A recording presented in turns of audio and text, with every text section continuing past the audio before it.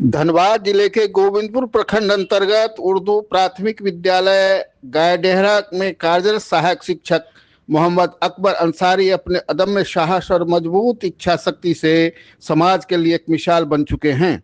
दोनों हाथ नहीं होने के बावजूद उन्होंने कभी अपनी कमजोरी को शिक्षा के रास्ते में बाधा नहीं बनने दिया। आज वे पैरों से ब्लैक बोर्ड पर लिखकर बच्चों को न सिर्फ पढ़ाते हैं बल्कि उन्हें जीवन में आगे बढ़ने की प्रेरणा भी देते हैं। मोहम्मद अकबर एक टेबल का सहारा लेकर पैरों से ब्लैक बोर्ड पर उसी कुशलता से लिखते हैं जैसे कोई सामान्य शिक्षक हाथों से लिखता है। उनका पढ़ाने का तरीका भी इतना सहज और प्रभावी है कि बच्चों को किसी तरह की परेशानी नहीं होती। विद्यालय में उनकी कक्षा देखकर हर कोई उनके हौसले की तारीफ करता है। श्री अंसारी की शैक्षणिक यात्रा भी संघर्षों से भरी रही है। उन्होंने वर्ष 1999 में मैट्रिक, 2001 में इंटरमीडिएट की परीक्षा पास की और वर्ष 2009 में इग्नू से स्नातक की डिग्री हासिल की। दिसंबर 2005 से वे इसी विद्यालय में सहायक शिक्षक के रूप में कार्यरत हैं और लगातार बच्चों को शिक्षा दे रहे हैं।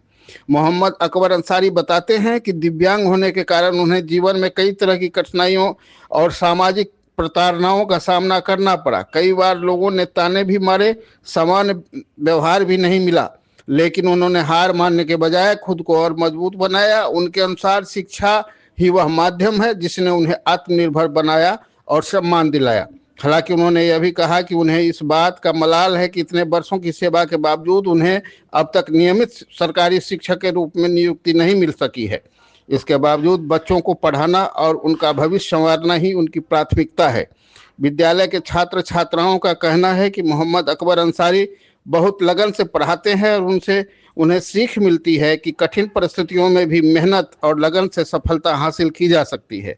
वहीं विद्यालय के प्रभारी प्राचार्य ने बताया कि हाथ नहीं होने के बावजूद उनकी शिक्षण क्षमता में कोई कमी नहीं है। वे बच्चों के लिए एक जीवंत प्रेरणा है और विद्यालय के लिए गर्व का विषय है।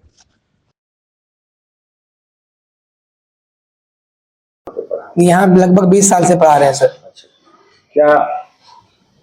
क्या दिक्कत क्या हो रही है आपको? दिक्कत यही हो रही है कि सर हम परमानेंट नहीं है सर, हम लोग कॉन्ट्रैक्ट में काम कर रहे हैं, हमेशा समस्या लगी रहती है सर। कब ये सरकार हम लोग को हटा देंगे या क्या करेंगे सर, ये समस्या लगी रहती है सर। अच्छा, ये बाबू थोड़ा साथी रखो, क्लास में है ना ये समस्या। सरकार से मांग वगैरह किए होंगे परमानेंट को लेकर? जी, हम सब 2000 में क्या बोल रहे हैं कि जब हेमंत सोरेन भी आए थे धनबाद में सर, तो उनसे हम जाके स्टेट पे मिले थे सर, और हेमंत सर बोले कि ठीक है हम डीसी साहब को बोल देते हैं, आप डीसी साहब से जाके मिल लीजिए, आपका काम हो जाएगा। लेकिन जब हम डीसी साहब से मिलने गए तो वो कहेगा कि हम आपको परमानेंट कैसे कर देंगे, आप क्वालिफाइड नहीं है और हम पेमेंट आपको पेमेंट कहाँ से होगा। तो आप ऐसा, अगर सीएम साहब बोले थे तो सीएम साहब को लिखवा लेते।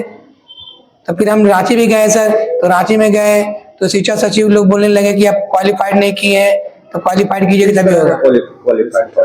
जिसे टेट में एग्जाम दिए थे सर, तो उसमें कम नंबर आ गया था सर, 78 नंबर लाना था, उसमें मेरा 4-5 नंबर कम गया था, तो उसमें मेरा नहीं हो पाया सर।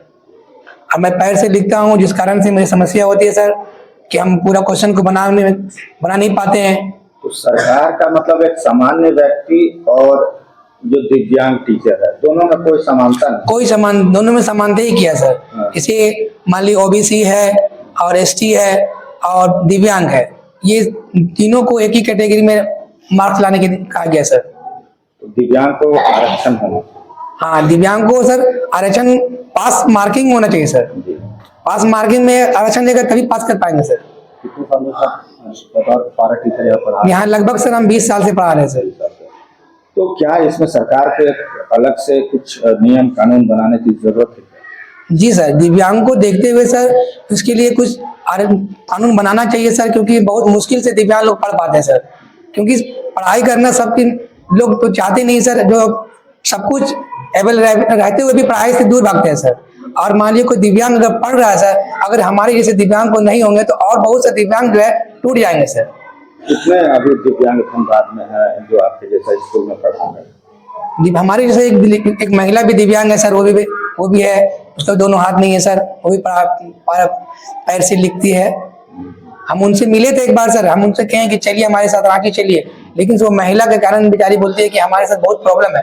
अब मैं भी जानता हूँ सर, कि बहुत प्रॉब्लम है सर, जिंदगी दोनों हाथ नहीं रहना तो बहुत ही कठिन की जिंदगी है सर। इतना दिन तक जो ग्रेजुएशन आपने बीए किया, कितना कठिनाई भरा रहा आप लोग और शिक्षा को लेकर के, स्कूल आना जाना, फिर सारा काम करना और पढ़ाई भी करना, कितना कठिनाई भरा रहा? बहुत सारी कठिनाई को सर सामना करना पड़ा सर, लेकिन हिम्मत हम नहीं हारे सर कि नहीं, हमें हिम्मत नहीं हारना है। हमें कई लोग सर रास्ते में चलते तो लोग देख के मजाक भी उड़ाते थे बच्चे लोग स्कूल में, लेकिन हमने कभी उसका हार नहीं मतलब नहीं माने सर। स्कूल जाते थे? स्कूल एवरीडे जाते थे सर, और कुछ दोस्त लोग भी सहयोग करते थे, कुछ मजाक भी हुआ? अब कुछ मजाक भी लोग उड़ाते थे। लेकिन सर अभी तो समस्या ऐसा नहीं है कि अब तो दिव्यांगों का बहुत लोग साथ नहीं अब करता, लेकिन पहले सर दिव्यांगों को ऊपर सहानुभूति बहुत कम रहते थे सर। ज्यादातर लोग मजाक उड़ाते थे, लेकिन अब लोग शिक्षित हो गए हैं, उस तरह से अब तो बहुत कम हो गए सर। हम लोग को ये सीख मिलती है कि जैसे हम लोग सर पढ़ाते हैं वैसे हम लोग को भी पढ़ना चाहिए मन लगाकर। सर बिना सर के हाथ नहीं है, लेकिन फिर भी वो पैरों से पढ़ के इतनी दूर तक पहुंचे। सर के हाथ नहीं है, लेकिन वो बहुत बहादुरी से अपने पैरों से लिखते हैं। हमें भी कुछ करने की जरूरत है। हमें भी कि उनसे सीख मिलनी चाहिए कि जैसे सर हम लोग के लिए इतना करते हैं हम लोग को भी करना चाहिए। क्या नाम बोली?